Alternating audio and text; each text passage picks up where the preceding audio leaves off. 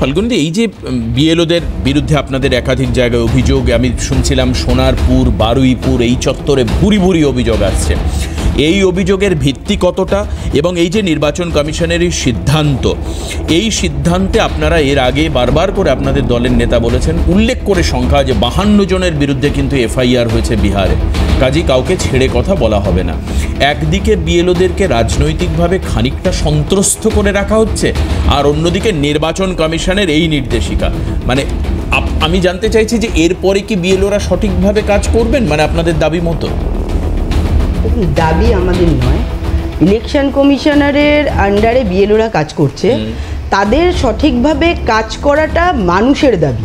কারণ এটা যদি না হয়, আমাদের মাননীয় মুখ্যমন্ত্রী 2005 সালে যখন তিনি ডেপুটি স্পিকারের মুখের ওপর ভোটার লিস্ট ছুঁড়ে মেরেছিলেন, তিনি বলেছিলেন 1,20,00,000 যে ভুয়ো ভোট আছে সেই ভুয়ো ভোট বাদ দিতে হবে। এটা আমাদের কথা নয়, মাননীয় মুখ্যমন্ত্রীর কথা। এই যে একটু আগে কুণাল ঘোষ বললেন না যে 1 কোটি সংখ্যাটা কোথা থেকে পেয়েছেন, তো তখন যদি 1,20,00,000 হয় তো স্বভাবতই এখন তো সে ভোট বাড়বে, এটা তো স্বাভাবিক। উনি জানেন কিনা জানি না, কিন্তু আমরা বিষয়টা জানি, কারণ উনি তখন বলেছিলেন, উনি বিরোধী দলনেত্রী ছিলেন, তখনকার লড়াইটা আমাদের মনে রয়েছে। আমরা তাদের সমর্থক, মানে রাজনৈতিকভাবে সমর্থন না করলেও তার কথাকে আমরা সমর্থন করেছিলাম, কারণ ভুয়ো ভোট এই পশ্চিমবঙ্গে ছিল।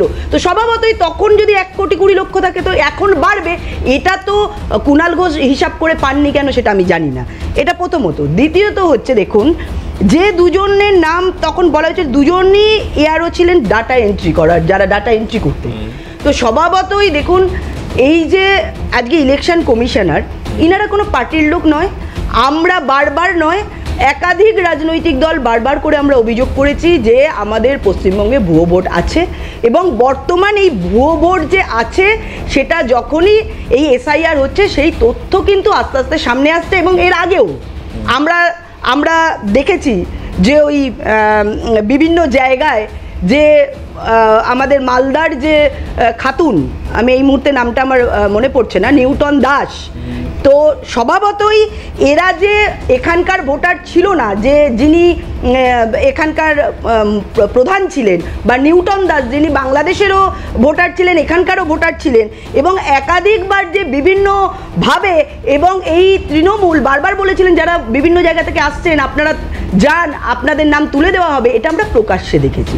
তো এই যে বিভিন্ন ভোটার লিস্টে এই যে ভুয়ো ভোট রয়েছে, ভুয়ো ভোটাররা রয়েছে, তাদেরকে বাদ দিয়ে প্রকৃত নাগরিক যারা, তাদের মাধ্যমে সরকার গঠনই হচ্ছে এই ইলেকশন কমিশন, এবং গণতন্ত্রের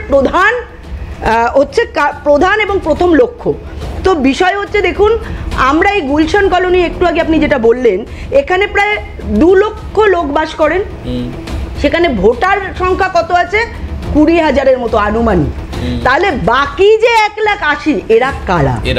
তো বিষয় হচ্ছে, আমি ফাল্গুনিদি আপনার এই প্রশ্ন নিয়ে আমি একবার সম্রাটদার কাছে আসি। সম্রাটদা, আমি একটা ছোট্ট এখানে উদাহরণ যেটা আমরা পেয়েছি গুলশান কলোনি, সেটা হচ্ছে লাভলি খাতুন না হলো এল পার্টের একটা ছোট্ট, আমি মানে স্পেসিমেন এক্সাম্পল হিসেবে আপনার কাছে রাখছি। এল পার্টে 50 থেকে 55টি বহুতল রয়েছে। আমি ফাল্গুনিদি 2 লক্ষ আর ওই 20,000-এর হিসেবে আসছি না। এল পার্ট যেটুকু, তাতে 50 থেকে 55টা বহুতল রয়েছে। সম্রাটদা জানেন কজন ভোটার এখানে? মাত্র 10 জন। 55টা বহুতলে মাত্র 10 জন ভোটার গুলশান কলোনিতে, বাদবাকি কারা? মানে এই প্রশ্ন খুঁজতে এসআইআর যখন করা হচ্ছে, যেটা ফাল্গুনিদিদের দাবি, রাজনৈতিক দলের দাবি এবং নির্বাচন কমিশনের অবস্থান, সেখানে আপনারা তো এসআইআরের বিরোধিতা করছেন। তার মানে কি এই যে 55টা ফ্ল্যাটে 10 জন থাকাটা কি স্বাভাবিক? এই স্বাভাবিকতাকে সামনে রেখেই কি আপনাদের রাজনৈতিক লড়াই? না, প্রথম কথা হচ্ছে, আমি আসছি ফাল্গুনিদি কয়েকটা কথা বললেন, সেটা হচ্ছে প্রথমে যেটা হচ্ছে যে প্রসঙ্গে আসলাম বিএলওদের। গ্রাউন্ড লেভেলে আমরা যারা কাজ করছি, বিএলওদের পক্ষে কাজটা কিন্তু সত্যি খুব কঠিন। তার কারণ হচ্ছে সময়, যে কম সময়ের মধ্যে তাদেরকে একটা টাস্ক দেওয়া হয়েছে, সেই টাস্কটা করাটা কিন্তু খুব দুঃসাধ্য হয়ে যাচ্ছে। এমন অনেক অঞ্চল রয়েছে যেখানে বহুতল, বিভিন্ন বহুতল, এক বহুতলে 2 তলে যিনি থাকেন তিনি 7 তলায় কে থাকেন জানে না, সেখানে বিএলওদেরকে খুঁজতে দেওয়া এই মানে নির্দিষ্ট সময়সীমার মধ্যে, তাতে বিএলওদের জবটা কঠিন। দ্বিতীয় কথা হচ্ছে, ফাল্গুনদি একটা কথা বলেন, ইলেকশন কমিশন তো কোনো দলের নয়, কিন্তু দেখুন আমি যদি এই মুহূর্তে ইলেকশন কমিশনের বিরুদ্ধে কিছু বলি, ফাল্গুনদি মানে রেডে করে এসে পড়বেন, বা আমাদের দলে উচ্চস্থানীয় নেতৃত্বরা কোনো কথা বললে, বা রাহুল গান্ধী যদি কোনো ইলেকশন কমিশনের বিরুদ্ধে কোনো প্রেস কনফারেন্স করে, সবার আগে ইলেকশন কমিশনের আগে অনুরাগ ঠাকুররা প্রেস কনফারেন্স করতে বসে যাবেন। লালকৃষ্ণ আদবানিজিরই দাবি ছিল মনমোহন সিংয়ের কাছে যে নিরপেক্ষ ইলেকশন কমিশন হোক, দেশের প্রধানমন্ত্রী, সুপ্রিম কোর্টের প্রধানমন্ত্রী, লিডার অফ অপোজিশন। কিন্তু আমরা জানি কোনো এক তত্ত্বে হঠাৎ করে ইলেকশন কমিশন এই নিয়মটা বদলে গেল, নিরপেক্ষতা নিয়ে প্রশ্ন সেখানে শুরু হলো। নিরপেক্ষতা নিয়ে প্রশ্ন সেখানে শুরু হলো যখন দেখা গেল এসআইআর ঘোষণার পরপরই যোগ্য হতে পারে, কিন্তু মেয়ে জামাই রাতারাতি দুটো জেলার ডিস্ট্রিক্ট ম্যাজিস্ট্রেট পদে উন্নীত হলেন। অযোগ্য, যোগ্য কি অযোগ্য সেই প্রশ্ন নয়, প্রশ্ন হচ্ছে এসআইআর ঘোষণার একদিন এবং 4 দিনের মধ্যে। তাই বিএলওদের পক্ষে শাস্তি, পক্ষপাতমূলক আচরণ এগুলো তো থাকবে। দ্বিতীয় হচ্ছে, আপনার মনে থাকবে, আমাদের সকলের মনে আছে, রাজ্যের মাননীয় মুখ্যমন্ত্রী মমতা বন্দ্যোপাধ্যায় ফেব্রুয়ারি মাসের 27শে ফেব্রুয়ারি তিনি বলেছিলেন বিভিন্ন অংশে, রাজ্যের বিভিন্ন অংশে ভিন রাজ্যে ভোটারের সংখ্যা ঢোকানোর চেষ্টা করা হচ্ছে। আমরা তাই নিয়ে আমাদের দিদির দূত অ্যাপ নিয়ে বেরিয়েছিলাম। দেখুন এসআইআর, এবার আপনি যে প্রসঙ্গে আসলেন সেই প্রসঙ্গে আসি।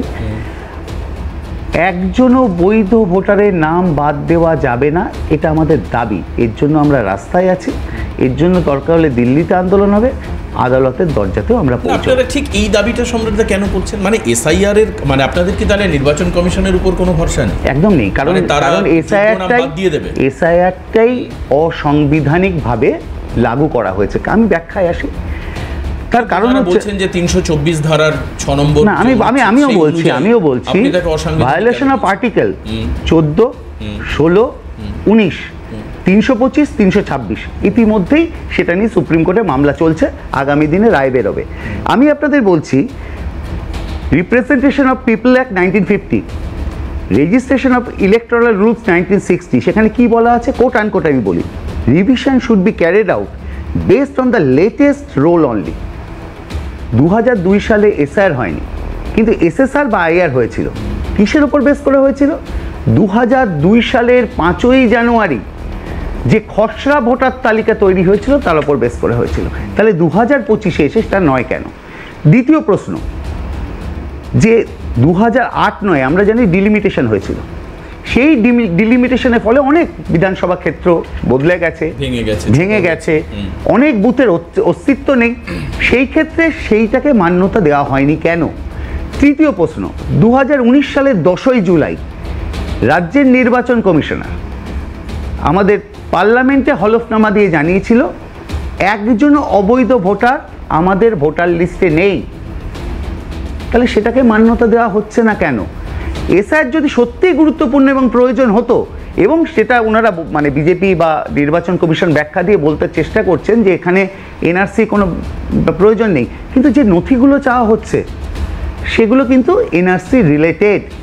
এসআইআর যদি সত্যিই প্রয়োজন হতো, 2023 সালের পঞ্চায়েত নির্বাচনের পরে তো 1 বছর সময় পাওয়া গেছিল 24-এর লোকসভা নির্বাচনের আগে পর্যন্ত, তাহলে সেই 1 বছরে এসআইআর প্রক্রিয়া সম্পূর্ণ করে সারা দেশে একসঙ্গে আমরা কেন শুদ্ধ ভোটার লিস্ট নিয়ে 2024-এর লোকসভা নির্বাচনটা করলাম না? যদি দেখা যায় আজকে অবৈধ ভোটার রয়েছে, তাহলে এই অবৈধ ভোটারের ভোটে তো নির্বাচিত একটা কেন্দ্রীয় সরকার, যারা জিতেছেন তারা তো এই অবৈধ ভোটারের ভোটে জিতেছেন, সে যে কোনো দলেরই হতে পারেন। তাহলে এই অবৈধ জায়গা থেকে আমাদের নেতা অভিষেক বন্দ্যোপাধ্যায় সাংসদ যিনি যেটা বলেছেন আমরা পদত্যাগ করব, দম আছে দেশের প্রধানমন্ত্রী পদত্যাগ করবে, পদত্যাগ করতে হবে। তো আবার আমি একদম লাস্ট লাইন আমি আপনাকে বলছি, আজকে যাদের নাম আমি একদম এসআইআর যে প্রক্রিয়া হচ্ছে শেষ কথা বলি, যে 2002-এর ভোটার লিস্টে যাদের নাম আছে, 2025-এর সাথে যাদের ম্যাপিং এবং ম্যাচিং কমপ্লিট হয়ে গেছে, তাদের কেন ফর্ম ফিল আপ করতে হবে? এই প্রশ্নটা কিন্তু থেকে গেল। ম্যাচিং কমপ্লিট, ম্যাচিং কমপ্লিট, তাদের কেন ফর্ম ফিল আপ করতে হবে? তাহলে কি কোথাও নির্বাচন কমিশনের মাধ্যমে কেন্দ্রীয় সরকার বাংলা বা ভারতবর্ষের এসআইআর মাধ্যমে প্রতিটি ভোটারের লিগাসি ডেটা চেক করছে? সেটাকে সংগ্রহ করছে পরবর্তীকালে এনআরসির নোটিশ পাঠানোর জন্য। এই প্রশ্নে কিন্তু মানুষ আতঙ্কিত।